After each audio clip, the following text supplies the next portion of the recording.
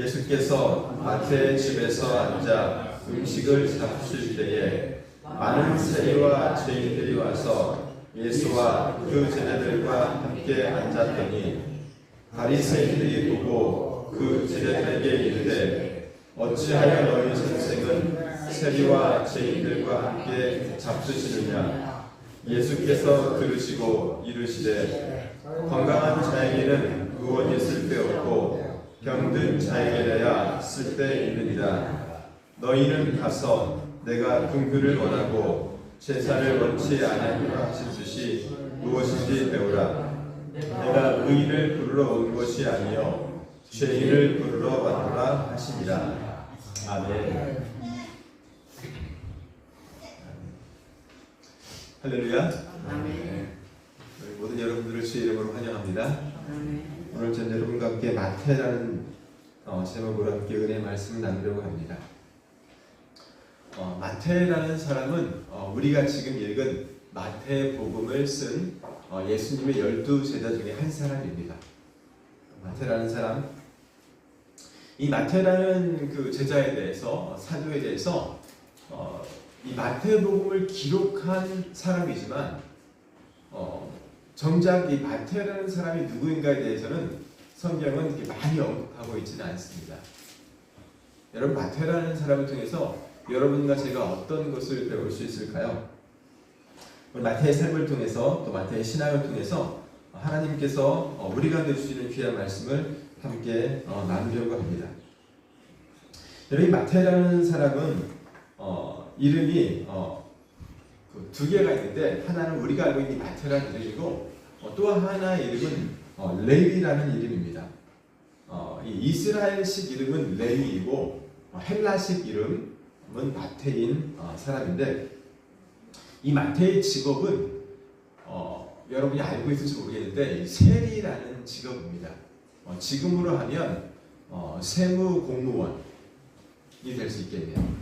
세무공무원, 세금을 거두어 드리고 세금을 이제 책정하고 받는 이런 일을 하는 것인데 예수님이 살던 이 당시에는 불행하게도 이스라엘이 로마의 속국이었습니다.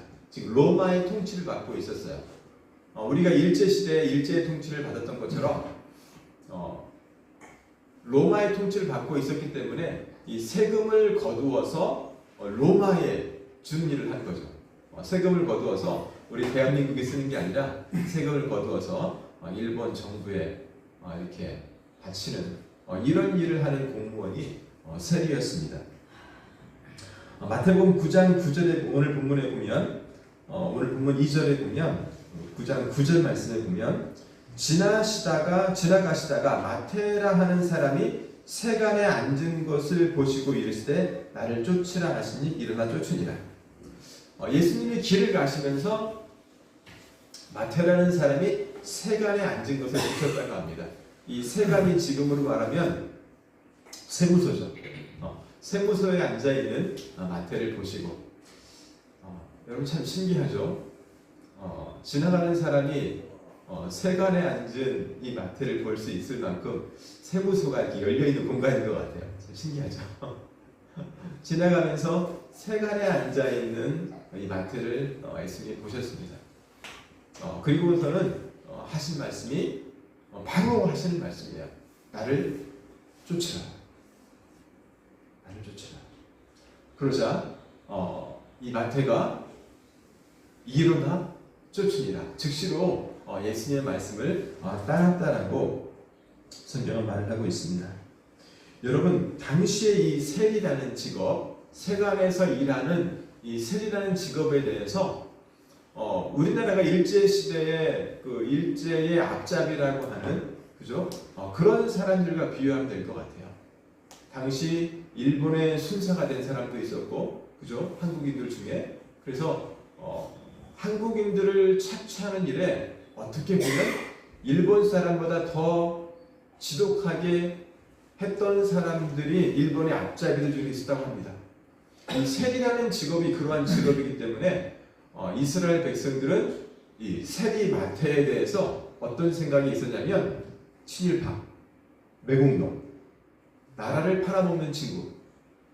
그래서 이 당시에는 세리라는 직업을 가진 모든 사람들을 무엇과 동일시했냐면 세리는 죄인이다. 이런 공식이 성립했습니다. 내가 아무리 정직하게 세금을 거두어 들여서 로마에 이렇게 준다고 해도 일반 백성들의 생각에는 당신은 매국노야. 당신은 친일파야. 그래서 일반 백성들은 이 사람들을 죄인처럼 취급했다고 합니다. 나는 정직하게 세금을 거둔 사람일 수 있어요. 그런데 불구하고 일반 백성들은 그렇지 않다라고. 네가 지금 세금을 착복해서 이 당시에 세금을 어떻게 거뒀냐면 로마에 바치는 세금이 정해졌다고 합니다. 예를 들면 뭐 1억이면 1억을 이제 만들어 줘야 되는 거죠. 정한 때마다 1억을 줘야 되는데 그럼 1억을 거둬야 되는데 이 세리들이 각각 얼마씩을 정해서 딱 1억만 거두어 주면 좋겠지만 1억 1,000을 거두기도 하고 2억을 거두기도 하고 그리고 나머지는 자기들 거. 그래서 세리 중에 부자들이 많았다고 합니다. 어떻게 부자가 될 수 있을까요? 세리들이? 방법은 하나밖에 없죠. 세금을 더 많이 거둬들여서 1억은 주고 나머지는 챙기는. 그래서 이 성경에 나오는 유명한 세리가 한 사람 더 있는데 세리 삭개오라는 사람입니다. 성경에서는 이 삭개오를 말하기를 저는 부자라고 합니다. 삭개오는 부자였고 또 삭개오는 키가 작았습니다. 그런데 이 삭개오가 예수님을 보고 싶어서 이 뽕나무에 올라가서 예수님 만난 이야기가 기록되는데 이 세리를 말하면서 이 삭개오를 말하면서 성경은 이 사람이 부자라고 했습니다. 그래서 당시 이스라엘 백성들이 가진 이 세리에 대한 생각, 이 마태라는 사람에 대한 생각은 뭐다? 저는 죄인이다. 저 사람은 매국노다. 저 사람은 친일파다. 이런 생각이 있었습니다. 로마의 앞잡이로 여겨졌어요. 로마의 앞잡이다. 그리고 부패의 상징이었습니다. 지금 우리나라 부패의 상징이 뭐예요? 선거관리위원회. 선관이라고 하잖아요. 자식들이 대를 이어 일할 수 있는 곳, 잘리지도 않는 곳, 월급도 많은 곳, 막 1년에 막 100일씩 휴가를 가도 월급을 그대로 받는 곳이라고 막 지금 지탄의 성이들. 그러니까 모든 선거관리 공무원들이 다 그런 거 아니죠. 그럼에도 불구하고 일부 그 사람 때문에 지금 대한민국 사람들은 선관위는 부패했다라고 생각을 하잖아요. 이런 것 같은 거죠. 당시의 세리들은 그러한 부패의 상징이었습니다. 더 나아가서 이 세리들은 종교적으로도 부정한 사람이었습니다. 왜냐하면 이 로마와 협력하고 이스라엘 백성인데 로마와 협력해서 로마인과 접촉하고 살아가죠. 어떻게 보면 이스라엘 백성과 접촉하는 것도 있지만 더 많은 부분들을 이 로마를 위해서 일하기 때문에 로마인과 함께하는 사람, 그래서 이방인과 함께하는 사람, 부정한 사람, 그래서 신앙적으로도 저 사람은 참 이스라엘 사람이 아니다. 그래서 사회적인 소외와 멸시를 받는 사람이었습니다. 비록 돈은 가지고 있지만 힘도 가지고 있죠. 로마의 권력이 있으니까 힘도 있고 돈도 있지만 백성들과는 격리된, 소외된 자기들만의 리그를 가는 그런 사람으로 이 세리들이 당시에 취급받고 있었습니다. 그래서 비록 내가 돈이 있지만 어떻게 보면 마음도 좀 편하지 않은 그러한 인생을 사는 것이 당시에 세리들이라고 볼 수 있습니다. 이러한 소외와 멸시를 받는 세리 마태를 예수님이 부르십니다. 여러분 이게 중요하죠.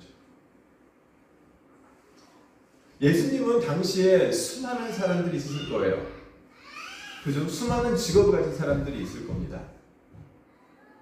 그리고 당시에 저희 같은 사람들, 목사님이나 선교사님이나 장로님이나 이런 지위를 가진 사람들이 있었을 거예요. 그런 사람들이 바리새인이고 그리고 사두개인이고 서기관들입니다.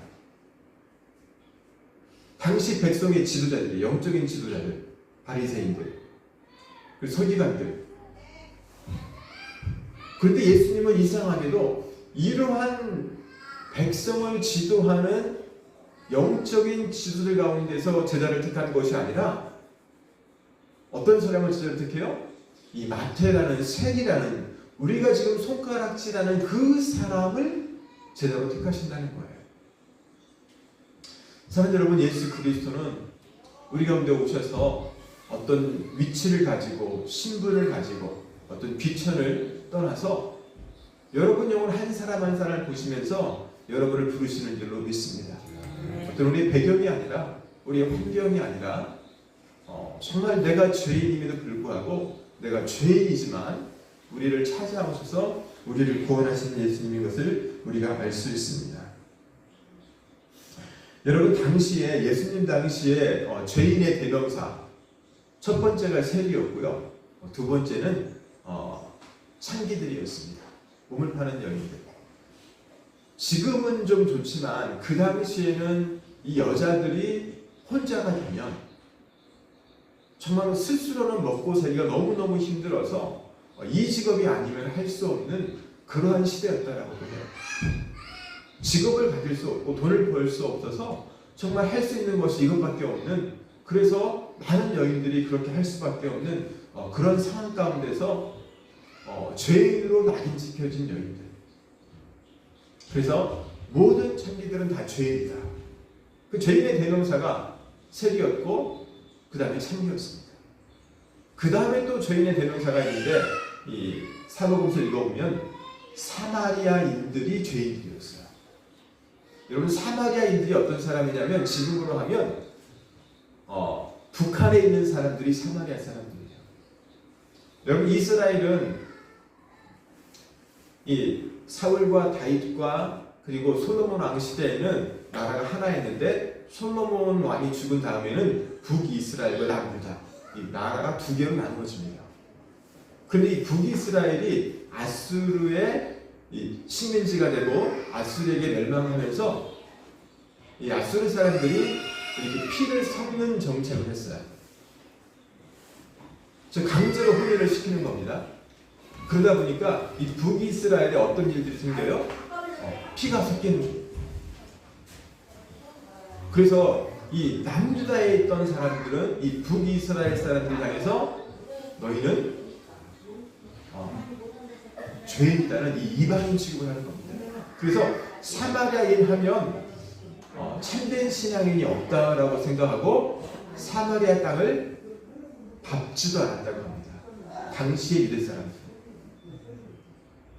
어떤 사람들인데 우리와 같은 피를 나눈 사람들인데 그 중에 일부가 섞였겠죠. 모든 사람은 아니고. 그런데 그렇다고 해서 그 사마리아 지방 전체 사람들을 죄인시하는, 그래서 그 땅을 밟지도 않았다고 합니다. 사마리아 땅을 지나가면 숏컷으로 지름길로 쉽게 통과해서 다른 곳을 갈 수 있는데도 불구하고 삥 돌아서 갈 정도로 이스라엘 사람들은 이 사마리아 사람들 또한 죄인시했습니다. 무엇 때문에? 출생 때문에, 지역 때문에. 여러분, 이것이 얼마나 정말 죄인지 몰라요. 지역 때문에 그냥 죄인이 되는 거예요. 여러분, 우리나라도 정말 선진국이 되려면 경상도와 전라도가 하나가 돼야 돼요. 그런데 정치인들이 이거를 갈라치게 해요. 일반 백성들이 갈라치게 하는 게 아니에요. 왜? 자기들의 기득권을 유지하기 위해서 갈라치게 하는 정치인들, 그렇게 일부러 몰고 가고 하나 되지 못하게 하고 쉽게 기득권을 유지하려는 이런 정치인들 얼마나 나쁘죠. 그래서 그냥 경상도는 경상도고 전라도 전라도 되는 거예요. 누구처럼? 이 당시에 사마리아인들을 죄인시했던 그 유대 사람들처럼. 그런데 예수님은 이 땅에 오셔서 우리가 알고 있는 이러한 죄인들, 이 세리라는 죄인들, 그리고 이 창기라는 죄인들, 그리고 사마리아인이라는 죄인들에 대해서 예수님은 어떻게 하세요? 예수님은 그들에게 다가가시고 그들에게 복음을 전하시고 오늘 마태에게는 나를 쫓으라고 하십니다. 할렐루야.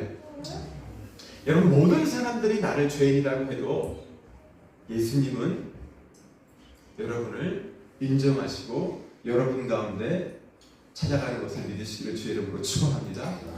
여러분, 예수님은 누구에게나 다가오세요. 내가 어떠한 삶을 살았고 내가 어떠한 실수를 했고 어떠한 죄를 지었던지 간에 예수님은 다시 오셔서 우리를 부르시는 주님인 줄로 믿습니다. 여러분, 왜 마태가 이렇게 나를 쫓으라 했을 때 그냥 쫓았을까요? 여러분, 참 신기하죠. 성경은 거기에 대해 침묵하세요. 그런데 저는 예수님이 이 마태를 부른 이유가 있을 것이라고 생각합니다. 뜬금없이 나를 쫓으라 하는데 바로 일어나 쫓겠습니까? 아마도 저는 이 마태라는 사람이 이 세리로 일을 하고 있지만 예수님이 당시 복음을 전하는 것을 이렇게 들은 것 같아요. 그래서 이 예수님에 대해서 마음이 열려 있었다고 생각을 합니다. 예수님이 부르실 때 나를 따르라 하실 때 이 마태는 모든 것을 버리고 즉시 예수님을 따랐습니다. 오늘 예수님께서 여러분을 부르실 때에 만약 부르신다면 여러분 아멘하고 주님을 따르시기를 주의 이름으로 축원합니다. 여러분, 예수님이 나를 부르실 때에 내가 가진 그 모습 그대로 나를 부르실 때에 여러분 그 음성에 순종하시길 주의 이름으로 축원합니다. 그 앞에 나와야 돼요. 이 마태는 비록 내가 돈을 가지고 있지만 그리고 내가 매국노라는 이 소리를 들고 살아갈 때에 어떻게 보면 그의 삶에 대한 새로운 갈망이 있었던 것 같아요. 내가 지금과는 다른 삶을 한번 살아보고 싶다. 내가 지금 등 따쓰고 배는 부르지만 백성들이 나를 손가락질하는 그 손가락질에서 나는 한번 벗어나는 그런 삶을 살고 싶다. 그런 마음이 속에서 간절히 있었던 것 같아요. 그렇지 않다면 어떻게 주님이 나를 따르라 했을 때 즉시로 따를 수 있겠습니까? 오늘 여러분 가운데도 그런 소망이 있으니까 내가 정말 다른 삶을 살아보고 싶다. 내가 지금까지 살아왔던 것과는 다른 삶을 한번 내가 살아보고 싶다. 여러분, 이 소망을 가질 때 여러분이 주님을 따를 수가 있습니다. 예수님의 사랑은 어떻게 보면 무조건적인 사랑이었습니다. 여러분, 당시에 이 바리새인들, 다른 말로 하면 당시에 그 목사님들이나 선교사님들이나 장로님들이 죄인들을 바라보는 시각하고 예수님이 죄인을 바라보는 시각하고는 너무너무 달랐습니다. 여러분들은 죄인들을 어떻게 바라보십니까? 여러분이 지금 알고 있는 죄인들이 어떤 사람이에요? 여러분의 왼수일 수 있죠. 왼수. 나에게 왼수 같은 사람들. 내게 잘못을 했으니까 왼수가 되잖아요. 나에게 잘못을 한 그 죄인들에 대해서 여러분은 어떻게 생각하십니까? 그 사람들을 정죄하고 판단하고 이제는 다시는 만나지 않고 저주하고 욕하고 그런 삶을 살아가십니까? 아니면 오늘 예수님처럼 다시 마태를 부른 것처럼 여러분 그 사람들의 영혼을 위해서 여러분이 용서하시고 위에서 기도하시고 그 영혼이 구원받도록 여러분이 애쓰시고 있습니까? 여러분 어떠한 시각으로 여러분 살아가고 계세요? 여러분, 예수님은 당시에 죄인이라고 인정받은 사람들, 그래서 내가 저 사람을 부르게 되면 저 사람과 함께 하게 되면 나도 어떻게 보면 욕을 먹을 수 있는 그 상황에서 그들과 친구가 됐습니다. 여러분, 그것이 오늘 본문이 말하고 있는 거예요. 예수께서 마태의 집에서 앉아 음식을 잡수실 때에 많은 세리와 죄인들이 와서 예수와 그 제자들과 함께 앉았더니, 자, 이 마태를 불렀는데 오늘 본문에서는 정확히 나와 있지 않은데 여러분 성경에서는 예수님이 마태를 부르시고 오라 하신 예수님이 마태가 즉시 따랐는데 그 이후에 이 마태가 자신의 집에서 누가복음 5장 29절에 보면 레위가 예수를 위하여 자기 집에서 큰 잔치를 하니 세리와 다른 사람이 많이 함께 앉은지라 이렇게 말을 하고 있어요. 지금 오늘 본문에 대한 똑같은 내용인데 마태가 잔치를 벌였다는 거예요. 예수님을 위해서. 그리고 자신의 친구들, 자신의 친구가 누가 있겠어요? 세리니까 많은 세리들. 그런데 오늘 본문은 참 재미있습니다. 여러분 성경을 보시면 누가 그 자리에 와서 함께 음식을 먹었어요? 세리와 죄인들이 와서.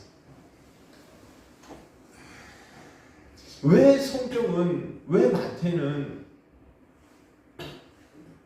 그냥 세리와 다른 사람들이 와서라고 기록할 수 있잖아요. 그죠? 누가복음에서는 세리와 다른 사람이 많이 함께 앉았다고 했어요. 그런데 마태복음에서는 뭐라고 그래요? 세리와 죄인들이 와서라고 해요. 죄인들이 와서. 사람 여러분, 당시의 죄인들은요, 제가 아까 말씀드린 것처럼 세리들이 있었습니다. 그리고 몸을 파는 창기들이 있었고, 그리고 당시에 그 양을 치는 목자들도 죄인 취급받았다고 해요. 그리고 우리나라도 계속 그래왔던 건데, 이 짐승을 도축하는 사람들, 이런 사람들도 죄인 취했습니다. 그런 사람들과 어울리지 말라고 했고, 사마리아인들 또 죄인 취급받았습니다. 그러면 이 죄인들이 났을 때 이런 사람들이 함께 와서 예수님을 위한 잔치에 함께 했다는 것입니다. 사람 여러분, 마태는 본인이 구원받은 이후에, 즉 본인이 예수 그리스도를 만난 이후에 자신이 알고 있는 자신의 동료들을, 자신의 이웃들을, 자신의 모든 친구들을 초대합니다. 그런데 자기가 초대한 그 사람들을 모두 보니까 그 사람들이 어떤 사람들이에요? 당시 사회에서는 죄인이라고 손가락질 받는 그런 사람들이에요. 그런데 마태는 자신뿐만 아니라 자신이 지금 알고 지내는 자신의 이웃들, 자신의 동기들, 이런 모든 사람들이 뭐가 필요하다? 예수 그리스도가 필요하다. 복음이 필요한 사람을 깨닫고 이 마태는 즉시로 복음을 전하는 자가 되었다는 것입니다. 사랑 여러분, 죄인들에 대한 이 나의 태도와 예수님께서 가진 죄인들에 대한 태도는 온전히 다른 것을 볼 수가 있습니다. 이 마태는 이런 이후에 예수님의 12 제자 중에 한 사람이 되었습니다. 그래서 예수 그리스도와 3년을 함께 사역하면서 예수님 밑에서 많은 것들을 보고 배우며 전도하는 그런 제자의 삶을 살았습니다. 그런데 성경은 이렇게 마태복음까지 쓴 성경의 저자인데 자기 자신에 대해서는 마태복음이 기록하고 있지를 않습니다. 마태복음을 쓸 정도로 위대한 사도였는데 정작 자신에 대해서는 한글을 남기지 않습니다. 그래서 이 마태에 대한 그의 삶에 대한 것은 이제 전승밖에 없어요. 내려오는 그 이야기들. 전승에 따르면 마태는 이스라엘에서 유대인들을 중심으로 복음을 전합니다. 이 마태, 마가, 누가, 요한, 복음 이 4복음서 가운데 가장 유대인을 위해서 쓴 책이 마태복음이라고 합니다. 즉 유대인들이 예수님에 대한 이 글을 읽었을 때 유대인들에게 가장 친화적으로 유대인들이 이해하기 쉽도록 쓴 책이 마태복음이에요. 자, 이 마태복음을 쓴 사람인데 이 마태는 그 이후로 지금의 시리아 또 페르시아 더 나아가서 아프리카 북부 지역인 에티오피아까지 가서 복음을 전했다고 합니다. 그리고 전승에 따르면 이 에티오피아에서 카리나 창에 의해서 순교를 당했다라고 성경은 그러니까 그 역사는 기록하고 있습니다. 여러분이랑 마태를 통해서 여러분과 저희가 어떤 것을 배울 수 있을까요? 마태는 성경을 기록할 만큼 위대한 업적을 행한 사람이지만 정작 자기 자신에 대해서는 전혀 침묵한, 자기 자신의 이야기는 기록하지 않은 그런 사람이었습니다. 여러분 어떻게 생각하세요? 저는 분명히 마태도 예수님의 제자로서 예수님과 대화했을 것이고 어떤 이적도 행했을 것이고 무언가를 했을 거예요. 3년 동안 아무것도 안 했다면 그것이 거짓말이죠. 그런데 그러한 이야기들은 마태는 기록하지 않았습니다. 즉 나를 드러내고 나를 높이고 나를 위한 그 어떤 것들은 마태복음에 전혀 기록하지 않았다는 것입니다. 마태는 세리였습니다. 매국노였고 친일파였고 손가락질 받는 죄인이었지만 이제 이 삶을 내가 벗어나서 다른 삶을 살고 싶다.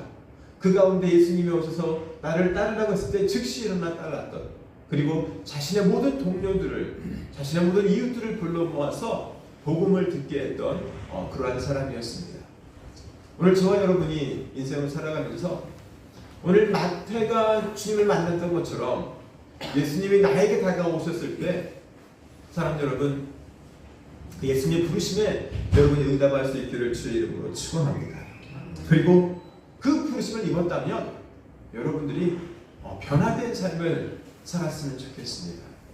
이 마태는 자신의 동기들, 세리들과 죄인들을 초청했던 사람들입니다.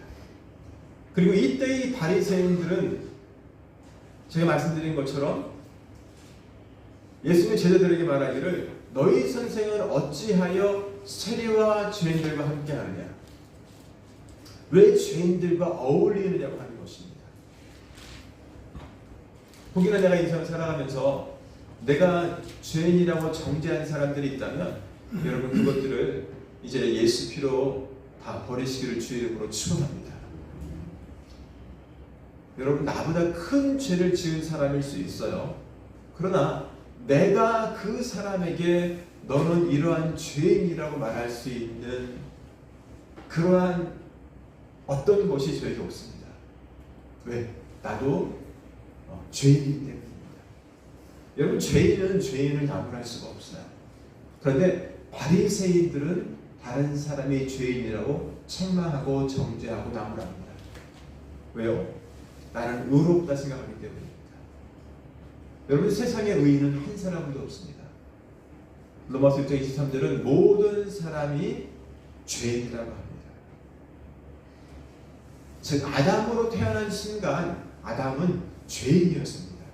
아담이 선악을 알게 하는 나무 열매를 따먹어서 죄인 된 것이 아니라 아담의 원래 속성 가운데 죄의 모습이 있었어요. 그것이 흙입니다.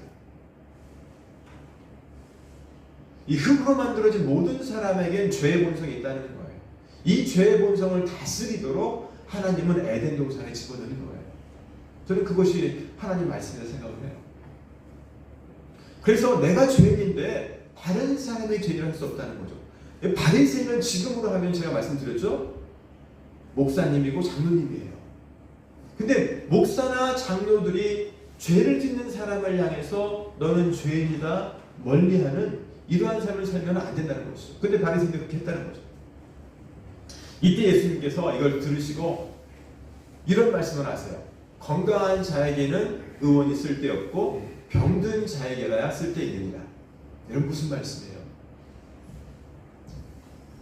여러분 의사를 만나는 거는 정말 여러분이 병들었을 때죠. 안 만나고 싶죠. 제가 수요예배 때 몇몇 성도님께 말씀 나눴는데 제가 병원에 갔다 왔는데 의사 정말 만나기 싫죠. 보고 싶지 않은 사람이 의사예요. 근데 의사가 왜 필요하죠? 아프니까 필요한 거죠. 근데 내가 건강하다면 의사는 필요가 없겠죠. 주님은 이 비유를 드시면서 하나님의 말씀의 의미를 깨달으라고 해요. 내가 긍휼을 원하고 제사를 원치 아니하노라 하신 듯이 무엇인지 배우라. 예수님은 긍휼을 원한다고 합니다. 긍휼이라는 것은 자비예요. 그죠? 도움이 필요한 사람, 힘이 없는 사람, 아픈 사람, 죄인들, 이러한 사람들을 베푸는 것이, 돌아보는 것이 예수님께, 그러니까 하나님께 예배를 드리고 제사를 드리고 제물을 드리고 헌금을 하는 것보다 낫다라는 거죠. 그러면서 예수님 말씀하세요. 내가 의인을 부르러 온 것이 아니요 죄인을 부르러 왔느니라. 여러분 예수님은 죄인을 부르러 오셨습니다. 할렐루야. 그래서 죄인만 주님을 만날 수가 있어요. 역설적으로 표현하면 의인은 주님을 만날 수가 없어요. 하나님 앞에서 나를 어떻게 여러분 인정하세요? 하나님 앞에서 나는 죄인인데 예수 피로 하나님이 나를 의롭게 여겨주시는 거예요. 그럼 이렇게 됐을 때 내가 당당하게 예수님 앞에서 나는 의인이다. 하나님이 나를 의인으로 인정을 해주시는 것이 내가 하나님 앞에서의 모습은 그것이 아니다라는 거예요. 내가 죄인임을 인정해야지 하나님 만날 수 있고 하나님의 자녀가 될 수 있습니다. 예수님께서는 죄인을 부르러 왔다고 하시면서 이 죄인이 마태이고, 그리고 이 마태 죄인으로 예수님을 만난 이 마태는 예수님을 만난 이후에 변화된 삶을 살아갑니다. 즉 세리의 직업을 버리고 그 자리에 일어나서 자신의 물질과 이 힘과 그런 배경들을 다 버리고 이제 예수님의 제자로 새로운 삶을 살아갑니다. 사랑하는 여러분, 예수님을 만나면 우리는 새로운 삶을 살게 되어 있습니다. 할렐루야. 예수님이, 성령님이 그렇게 저희를 이끌어 가세요. 여러분과 저는 이제 그 성령님의 새로운 이끄심에 반응하는 사람들이에요. 주님이 원하는 대로 삶을 살아가는 사람들이 여러분과 제가 되는 것이고, 그것이 곧 그리스도인입니다. 아멘. 마태가 변화되어서 이 마태복음을 쓸 정도로 위대한 사람인데 자신을 드러내지 않고 끝까지 복음을 전하면서 순교한 이 마태의 어떤 그 신앙이, 그의 삶이 오늘 여러분과 저에게도 있어지기를 주의 이름으로 축원합니다. 기도하겠습니다.